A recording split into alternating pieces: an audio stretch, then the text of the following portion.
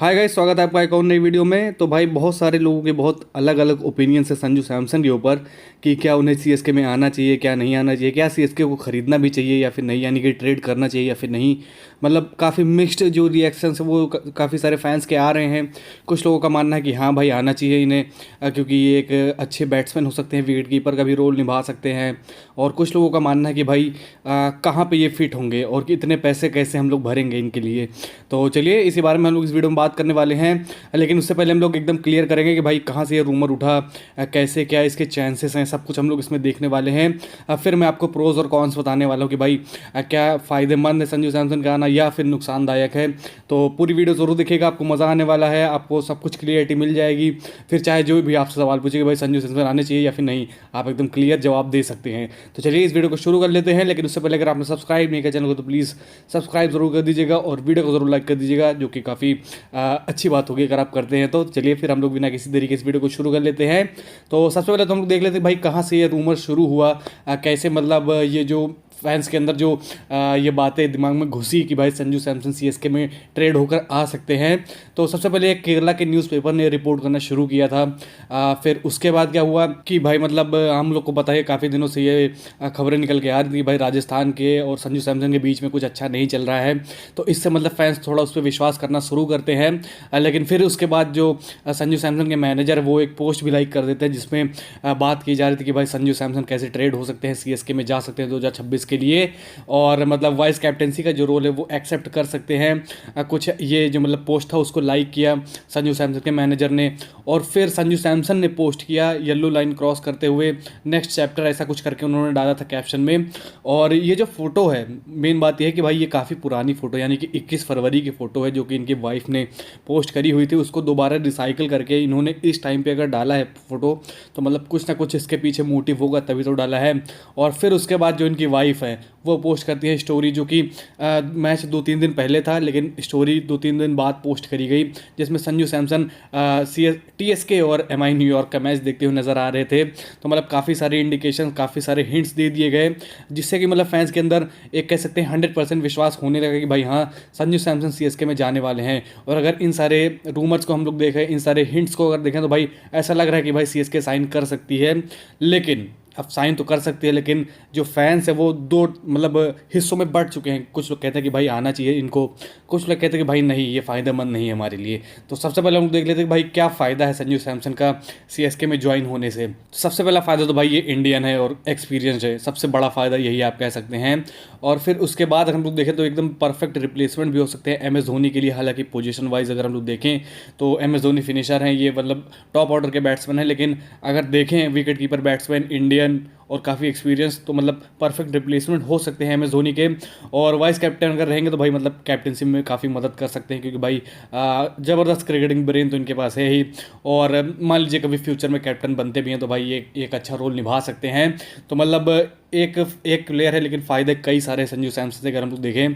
Captaincy का हो गया, फिर चाहे विकेट कीपिंग का हो गया, बैट्समैन तो भाई अच्छे हैं ही, आपको पता ही होगा। हालांकि कंसिस्टेंसी अगर इनके अंदर और आ जाए तो भाई मज़ा ही आ जाए। और हो सकता है कि भाई राजस्थान से खुश ना हो इसीलिए इनके अंदर जो कंसिस्टेंसी है वो नहीं आ पा रही थी।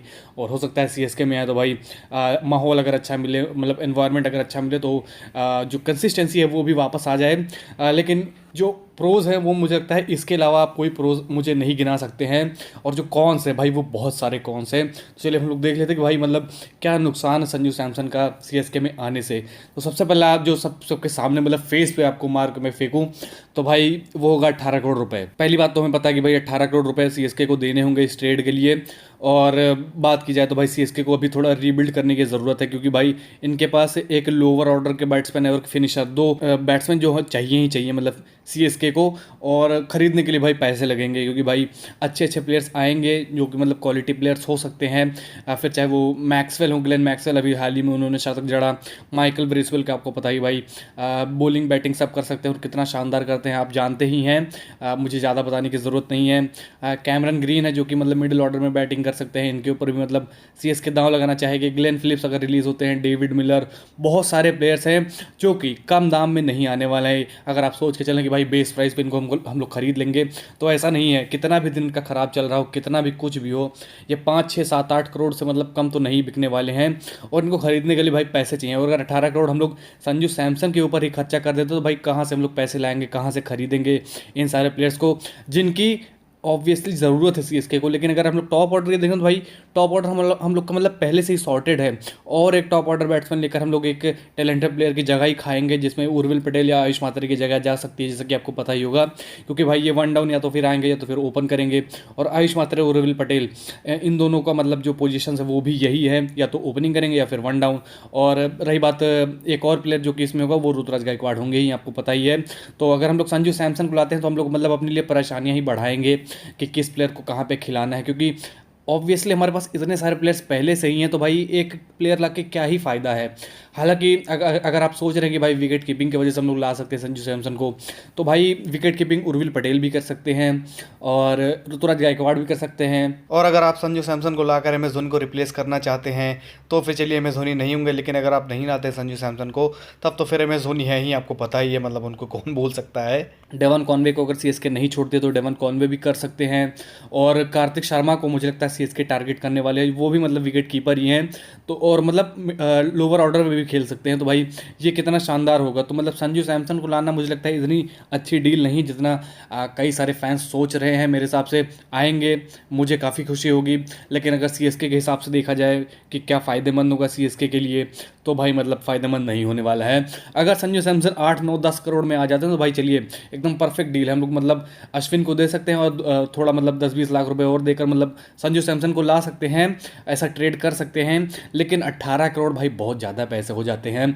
और अगर मान लीजिए ये जो आप लिस्ट देख रहे हैं, इतने सारे प्लेयर्स हम लोग छोड़ भी देते हैं, तब भी हमारे पास सिर्फ 32 करोड़ रुपए होंगे, और 18 करोड़ के अगर हम लोग संजू सैमसन को ही ले लेते हैं तो भाई और जो हमारे मतलब 14 15 प्लेयर बचेंगे, और हमें मतलब अपने स्क्वाड भी तो मतलब स्ट्रेंथन करना है, 18 प्लेयर्स के ऊपर लेने हैं, तो सारे पैसे वहीं खर्च हो जाएंगे। तो जो हमारी डिज़ायर्ड चॉइस है, जिसमें ग्लेन मैक्सवेल, ब्रेसवेल, इन सबका नाम मैंने बताया ही आपको, वो मतलब खरीदना काफ़ी मुश्किल है। तो मतलब देखा जाए तो संजू सैमसन काफ़ी सारे जो अच्छे ट्रांसफर्स है वो ब्लॉक कर सकते हैं अगर आते हैं हमारी टीम में।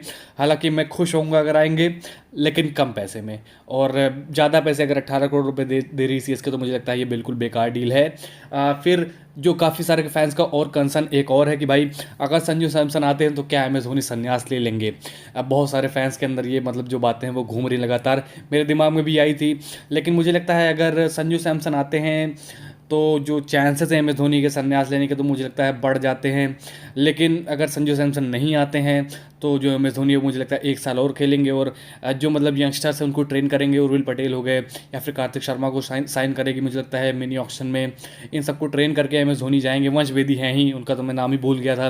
तो मतलब 1 साल और एम एस धोनी रुकने वाले हैं, मेंटोर करेंगे इन लोगों को, मतलब साथ में अपनी टीम के साथ खिलाएंगे, उसके बाद एम एस धोनी जाएंगे। लेकिन अगर संजू सैमसन आ जाते हैं अभी, तो भाई मुझे लगता है एम एस धोनी चले जाएंगे। तो चलिए इसी नोट पर हम लोग इस वीडियो को ख़त्म करते हैं। अब आपके ऊपर है कि भाई आपको संजू सैमसन टीम में चाहिए या फिर नहीं चाहिए। आपको क्या लगता है, अगर ये डिसीज़न सही होगा या फिर गलत होगा? मेरे हिसाब से तो भाई ये गलत डिसीज़न होगा। पिछली वीडियो में मैं खुश था, मतलब मैंने बिना सोचे बोल दिया था कि भाई हाँ ये अच्छा डिसीजन कि संजू सैमसन हमारी टीम में आ जाएंगे। लेकिन जब मैंने सोचा इसको अच्छे से ढंग से, काफ़ी सारे फैंस के कमेंट्स भी देखे, तो मुझे लगा कि भाई हाँ इस डिसीजन में मतलब काफ़ी सारे फ्लॉज हैं और संजू सैमसन को नहीं आना चाहिए सीएसके में। तो चलिए इसी नोट पर इस वीडियो को ख़त्म करते हैं। और अगर आपने चैनल को सब्सक्राइब नहीं किया तो प्लीज़ सब्सक्राइब जरूर कर दीजिएगा, वीडियो को ज़रूर लाइक कर दीजिएगा। और अगर आपको टेलीग्राम ज्वाइन करना तो आपको डिस्क्रिप्शन में लिंक मिल जाएगा, वहाँ से आप ज्वाइन कर सकते हैं। मिलते हैं आपसे अगली वीडियो में, तब तक के लिए बाय।